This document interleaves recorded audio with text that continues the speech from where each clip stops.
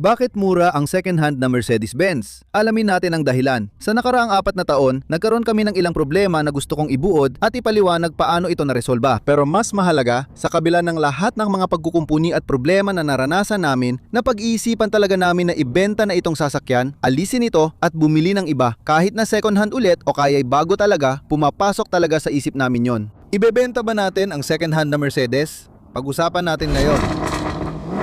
Masyadong maikli ang buhay para sa boring na sasakyan.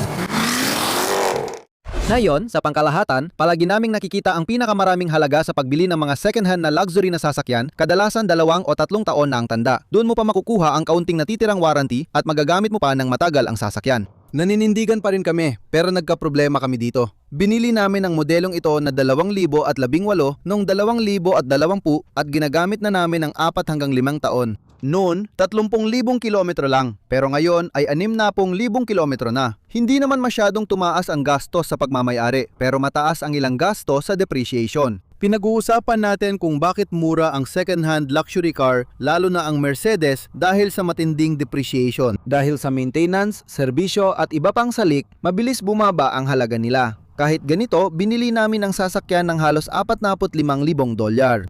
At ngayon, habang naghahanap kami sa merkado ng mga sasakyang maihahambing, siguro yung may kaparehong mileage at kaparehong specs. Nagsisimula na kami makakita ng mga ganito sa presyong 30 hanggang $35,000. Iyon ay maglalagay sa atin ng mga 10 hanggang $15,000 na lugi sa loob ng 4 hanggang 5 taon. Alam mo, 2,200 hanggang $3,000 kada taon ang nababawa sa halaga. Hindi ito kamangha-mangha, hindi ito maganda, pero ganon talaga. Kaya naman, inaasahan na namin yon. At alam namin na ang inaasahan namin ay kapag bumibili kami ng sasakyan, matagal namin ginagamit yon. Kaya dahil doon, alam namin na makikita at mararamdaman namin ang pagbaba ng halaga. At nangyari nga iyon. Kapag tinanong bakit mura ang second-hand Mercedes-Benz, dahil mabilis bumaba ang value nila. Ang tanong, gusto pa ba nating itago ang sasakyan? O isang tabi na lang? Maganda pa at mababa ang tinakbo ng 2018 na ito. Kaya tininan ko ang SRP para sa brand new na bersyon nito. Nasa $62,000 na ang presyo.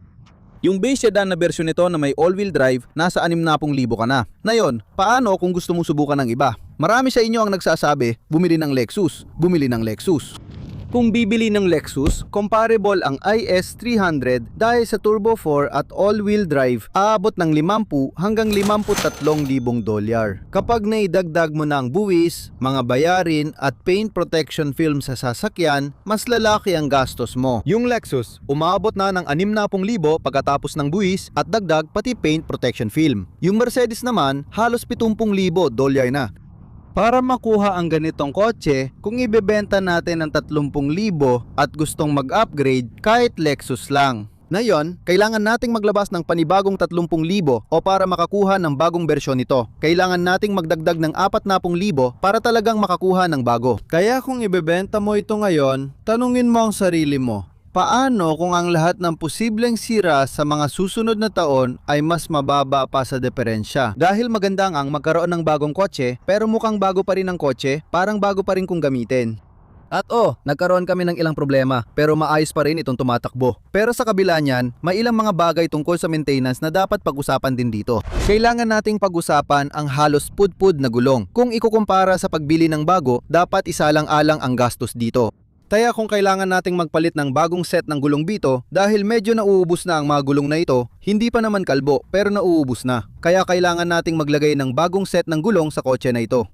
Malamang mga $2,000 ang kakailanganin natin doon. Tapos kung magpapalit pa tayo ng preno, kahit ako pa ang bumili ng mga disc at pad at ako na rin ang mag-maintenance, malamang aabutin pa rin ng mga $2,000 ulit. Ngayon, sabihin na lang nating $4,000 para sa gulong at preno. Pag-uusapan pa natin ang iba pang lumalabas. Huwag naman sana wala tayong maging problema. Pero yung mga bagay tulad ng water pump, cooling lines, pag umabot ka na ng mga 80,000 hanggang 100,000 kilometro, dyan mo na makikita yung iba pang mga kailangang ayusin sa maintenance. Kaya inaasahan ko na may dagdag na $5,000 para sa maliliit na maintenance. Sana maayos ang makina at transmission at maliliit na maintenance lang ang gagawin. Laging sugal kapag second hand ang sasakyan mo. Pwede silang tumagal ng 300 at 50,000 milya o baka hindi rin, kaya kailangan nating pag-isipan yon. Kung isasama ang gulong, preno, mga hindi naasahan at 5,000 para maintenance sa mga susunod na taon, aabot sa 10,000 dolyar ang kailangan para mapanatili ang maayos na kondisyon ng sasakyan sa kalsada. Kung nagugustuhan mo ang video hanggang ngayon, siguradong magugustuhan mo rin ang iba pang mga video sa channel na ito. Huwag kalimutang pindutin ang subscribe button sa ibaba at i-click din ang notification bell para alam mo kung kailan lalabas ang susunod na kamanghamanghang video.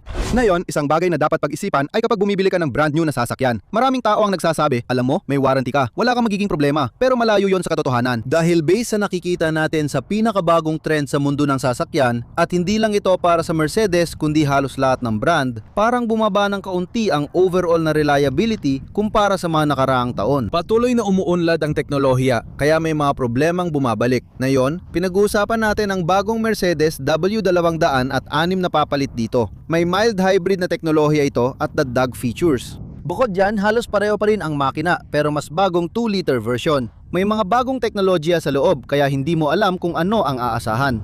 Sasabihin ko na ngayon, dito sa sasakyan na ito, nagka-issue kami sa mga sensor at headlight. Minsan hindi gumagana ng maayos at may pagkakataong isang ilaw lang ang umaandar. Nakaproblema kami sa iba't ibang sensor, safety feature at teknolohiya at lumabas ang maraming code sa dashboard nung nakaraang taglamig. Naniniwala kaming sanhi ito ng tubig na pumasok sa ilalim ng hood dahil sa hindi maayos na oil change na nagdulot ng mga problema matapos hugasan ng dealer ang ilalim ng hood at lumitaw ang mga glitch at fault. Alam ng kahit sinong may kaalaman sa makina na bawal buhusan ng pressurized na tubig ang ilalim ng hood. Pero nangyari ito matapos ang isang serbisyo. Bigla na lang lumabas ang mga kakaibang code at fault lalo na tuwing malamig.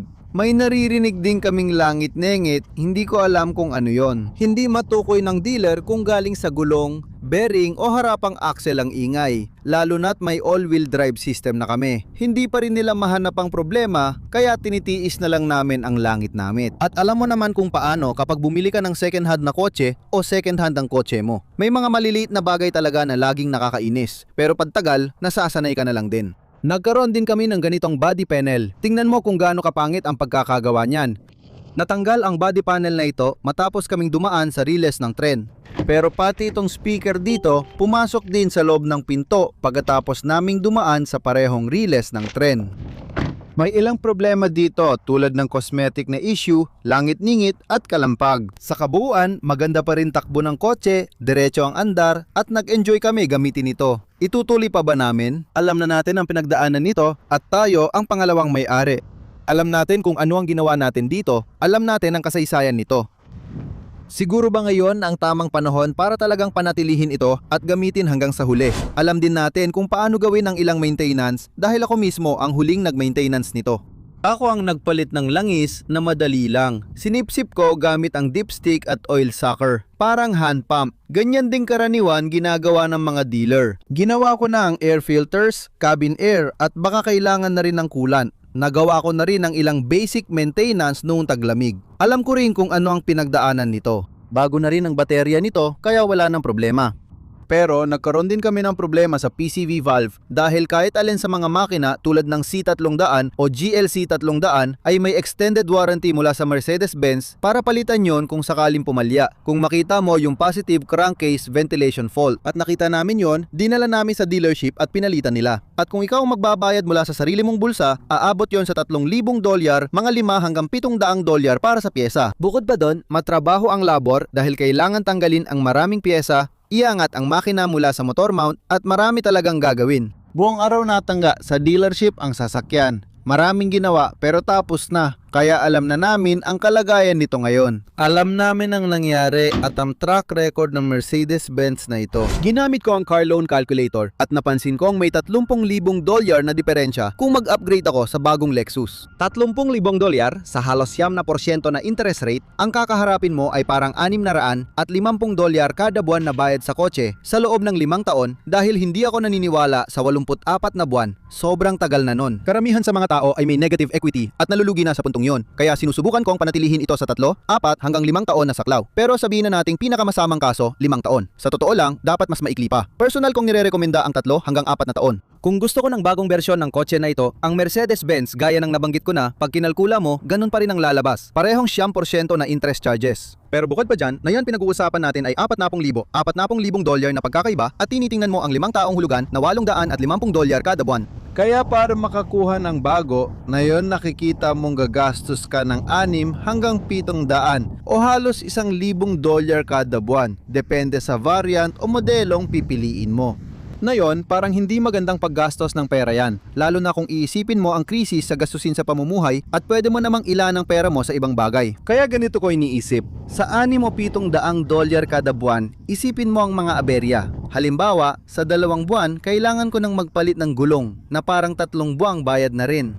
Paano ang preno? Ganun din, dagdag na 3 o 4 na buwang bayad. Sa 3 kapat ng taon, nabayaran ko na ang pagpapalit ng preno at gulong. Na yon, iniisip ko ang halaga, ano ba ang bago sa mga bagong kotse? Sa totoo lang, hindi naman marami. Hindi naman nagbago ang Lexus. Maganda pa rin pero walang malaking pagbabago. Siguro may dahilan kung bakit ganon at baka yun din ang dahilan para bilhin ito. Pero yung Mercedes-Benz, hindi rin naman nagbago ng malaki. Kaunting upgrade lang sa makina, mild hybrid. Kaya may ilang pagbabago pero sa kabuuan, parang pareho pa rin ang kotse. Magkakaroon ka ng mas malaking digital display dito.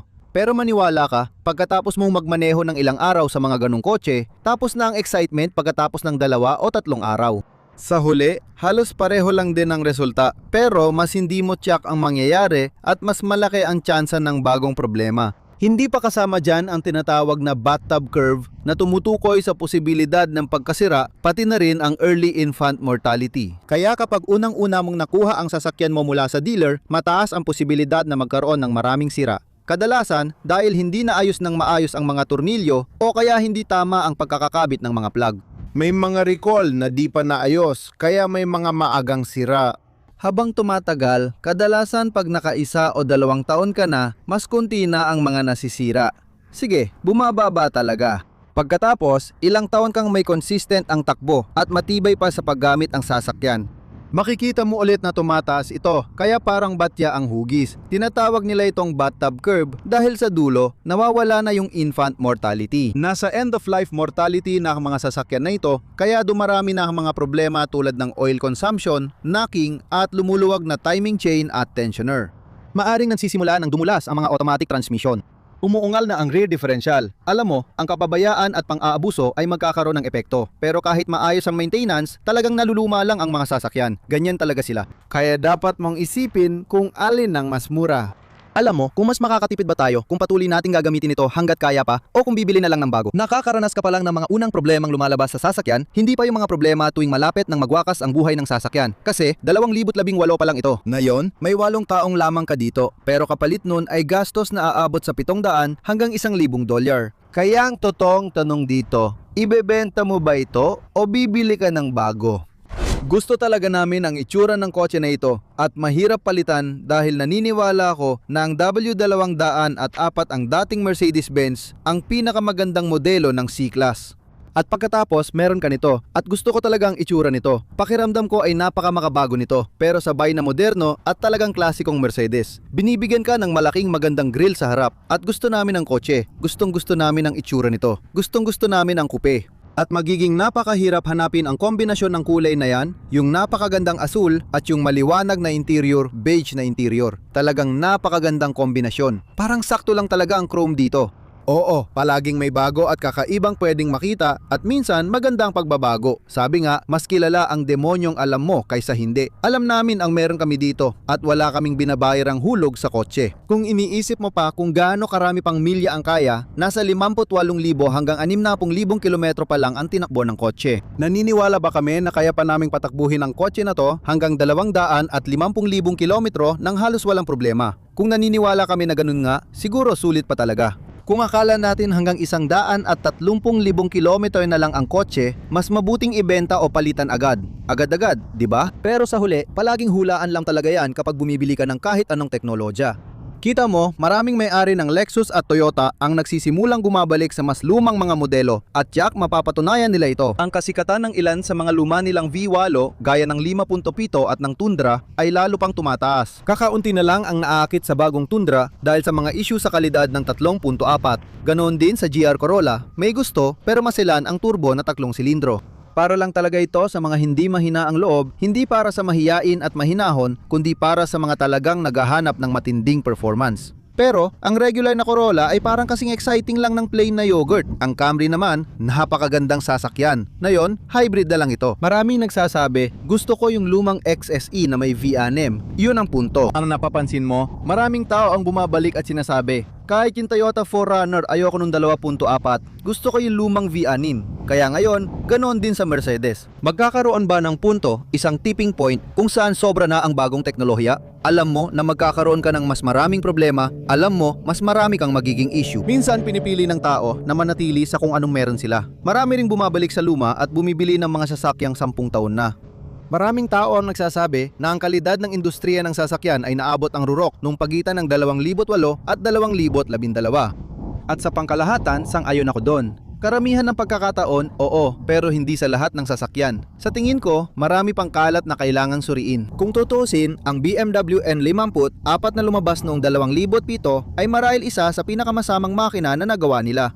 Siguro yun na ang pinakamataas na kalidad, masarap pindutin at dekalidad ang produkto. Alam mo yon, tunay na wood grain at brushed aluminum ang gamit.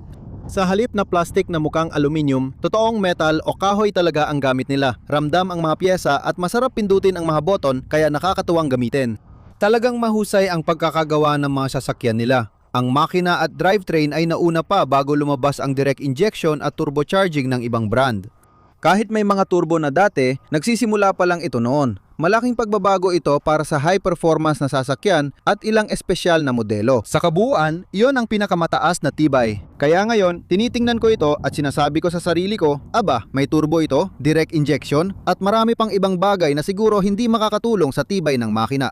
Basta alam natin ang meron tayo, dito na lang tayo titigil. Hindi ko alam kung babalik pa sa mas lumang modelo. Hindi ko talaga nakikita ang halaga ng ibenta ito. Tapos bibili ng 10 taong gulang na Mercedes, 15 taong gulang na Mercedes sa halagang $8,000.